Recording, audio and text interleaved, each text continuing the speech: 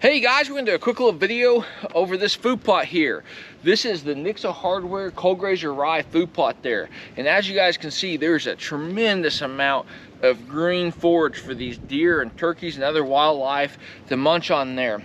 So we ended up planting this in September there, and it really worked out good. We ran the RTP drill through here, and that is just a great unit if you guys have got a tractor and are ready for that no-till aspect of it. If not, then I'll still introduce you guys to the steps there you can take.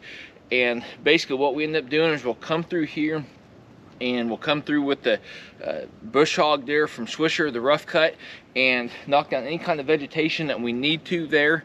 And then 2 weeks later, we'll come through here with the sprayer there, workhorse sprayer, spray any kind of vegetation there that's already grown up, and then that should kill everything off. And then at that point in time, you got two directions to go there. You can use the no-till there from RTP that I was talking about earlier there, or if you've got a disc type unit there, you can go ahead and disc this ground, get the broadcast it there right before rain, run over it with the drag, get that really nice seedless soil contact, and then you guys are going to have a lush green food plot, as you guys can see. So some of the key components on this is that Cold Grazer Rye will actually grow 12 degrees colder than your typical winter rye and winter wheat there. So you know, as I was saying, there is a ton of green forage in here, and the deer have been in here every single evening hammering this stuff. We've got some pretty good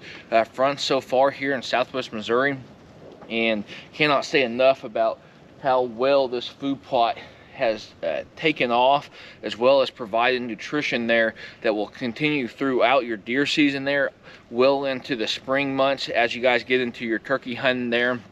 And it works out very well for that spring turkey food plot. Let those birds come off that roost right back down in here.